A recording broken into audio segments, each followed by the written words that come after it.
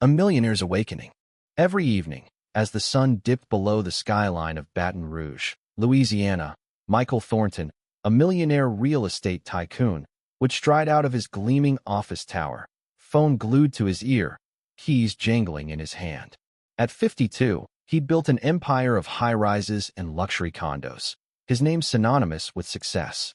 But one rainy night, a fleeting glance at a lone figure at a bus stop would unravel everything he thought he knew about purpose and spark a journey that would divide opinions and ignite fierce debates. It was a dreary October evening, the kind where the drizzle blurred streetlights into hazy halos. Michael paused under the awning of the Crescent Plaza, his latest acquisition, when he noticed her. An older woman sat on a rusted bench, clutching a worn purse, her gray coat too thin for the chill. Plastic bags were tied around her shoes to keep the water out. She didn't fidget or check a phone. She just stared ahead, as if the world had forgotten her. Something about her stillness hit Michael like a punch. He squinted. He'd seen her before mopping the top floor of his building, always quiet, always early. Her name was Evelyn Carter. He'd skimmed her employee file once. No complaints, no drama, just a faded photo and a signature. Why was she still here? It was past 6:30 p.m. The Route 47 bus was due any minute. Michael's mind flashed to his childhood in Shreveport, his mother waiting in the rain for a ride that never came. He shook it off, ready to move on, but his feet wouldn't budge. Before he knew it, he was walking toward her. "Hey, need a lift?" he called out. Evelyn looked up, startled, her eyes scanning his face. Then his sleek SUV parked nearby. "I'm fine," she said, her voice gravelly but kind.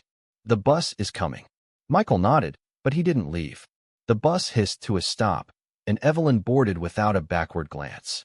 He stood there, rain soaking his collar, a strange unease settling in his chest. Her tired eyes, the way she hugged that purse seat, gnawed at him. He slid into his car, started the engine, and, against all reason, followed the bus. Michael wasn't a stalker. He'd never tailed anyone in his life. Yet, as the bus wound through the city, he kept his distance, wipers thumping in rhythm with his racing thoughts. What was he doing? Curiosity, maybe, or guilt? The bus veered west, away from the polished downtown, toward the weathered edges of River Bend, a place his investors wouldn't touch. 30 minutes later, it stopped at a cracked shelter off Jefferson Highway. Evelyn stepped off, crossed the street, and disappeared down a side road. Michael parked a block away, heart pounding. He followed on foot, sticking to the shadows of chain-link fences and shuttered storefronts. Evelyn entered a faded brick building with a sign, Willow Grove Community Center. Through a grimy window, Michael saw her transform. Coat off, sleeves rolled up, she wasn't cleaning. She was ladling soup into bowls, hugging a child, wiping an elderly man's face with a napkin. The room buzzed with life. Mothers with toddlers, a man with a tattered backpack, a young woman with a bruised cheek. Evelyn moved among them, not as a worker, but as a beacon. Michael watched, frozen, for 20 minutes. Shame washed over him. He owned buildings worth millions, yet here was Evelyn, after a full shift, feeding strangers in a room that smelled of bleach and hope. He slipped back to his car, the rain now a steady drum. That night, he couldn't sleep. Evelyn's hands steady, giving haunted him. He owned 3 properties within miles of that center, yet he'd never known it existed. How many others like her had he overlooked? The next morning, Michael arrived at Crescent Plaza early, clutching a paper bag with coffee and muffins. He waited in the lobby, nerves jangling, until Evelyn walked in at 6:50 a.m., same coat, same slow steps. "Morning," he said, voice unsteady. "Brought breakfast. Got a minute?" Evelyn hesitated, then followed him to a bench by the vending machines. He handed her a muffin, and as she unwrapped it, he blurted, "I saw you last night. At the center. I didn't mean to spy, I just followed you." Evelyn's eyes narrowed, but her voice stayed calm. "Why?" Michael exhaled. "I've run buildings for 20 years and never thought about who keeps them clean. Then I saw you at that bus stop, and I realized I've been blind."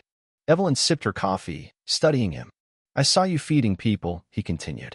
"Kids, families. You weren't just helping, you were there for them." She looked away. "Started after my daughter passed," she said softly. "Car accident. She was 19. I needed something to do besides cry. The center needed help, so I stayed." Michael's throat tightened. "You do that after work? Out of your pocket?" Evelyn shrugged. "Food stamps stretch. Corner stores sell cheap cans.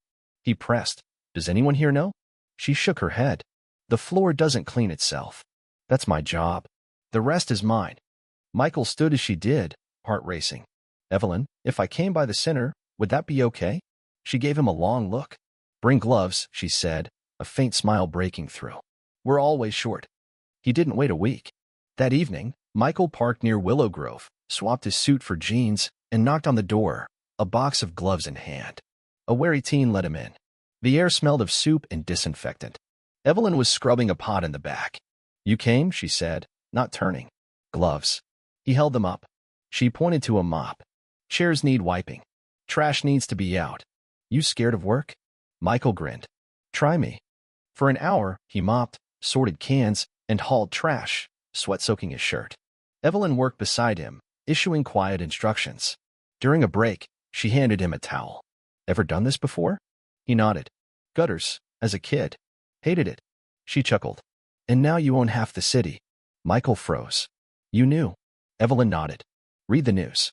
Plus, Mrs. Lee and 3C saw you in the paper, donating to the art museum. He paused. So, what do you think of me being here? She wiped a bowl. I steady. If you're here to feel good, you won't last. If you're here to learn, you might. A woman approached with a shivering girl. Evelyn knelt, wrapped her scarf around the child, and sent them off with a smile. Michael watched, awestruck. This was Evelyn's real work, not his marble floors, but these moments of care. Days later, Michael met Evelyn at a diner off Plank Road, a no-frills spot with chipped mugs and a jukebox stuck in the 80s. Over coffee, she shared more. Her daughter, Lila, had dreamed of being a nurse.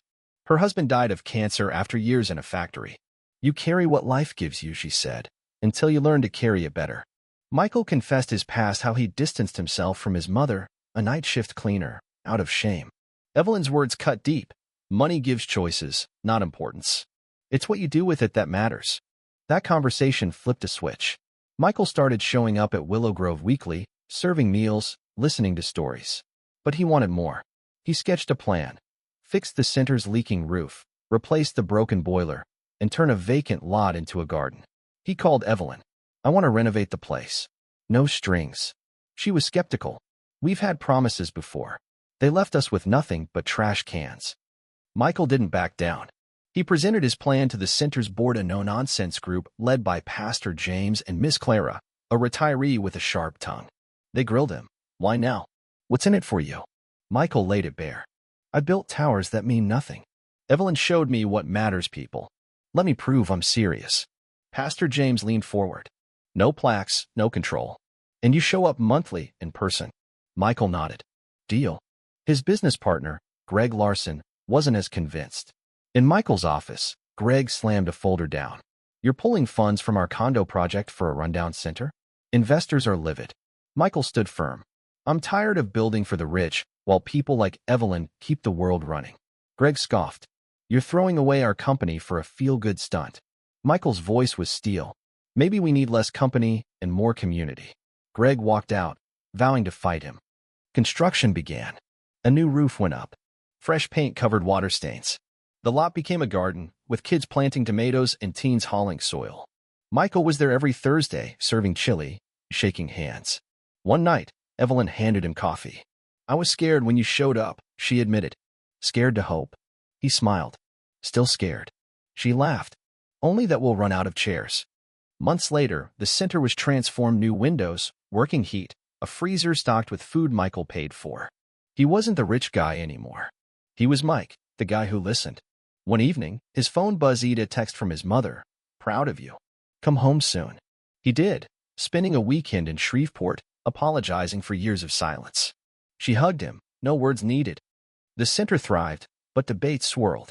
Some called Michael a hero, others, a privileged man easing his guilt. Greg spread rumors, claiming Michael was bankrupting their firm. Online, comment sections erupted. Was Michael's change genuine, or a publicity stunt? Did his wealth excuse his past ignorance? The controversy only drew more eyes to Willow Grove, bringing volunteers and donations.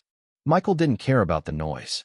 He'd found purpose not in skyscrapers, but in a room full of mismatched chairs, where Evelyn's quiet strength had rewritten his life. The center stood as proof. One choice to care could rebuild more than walls. He kept showing up, not for applause, but because it was right. What do you think? Was Michael's transformation enough to make up for years of overlooking people like Evelyn? Should wealth come with a duty to give back? And what about the bigger picture? How do we address the violence and injustice that leave so many struggling, like those at Willow Grove? Share your thoughts in the comments. Let's hear your stand.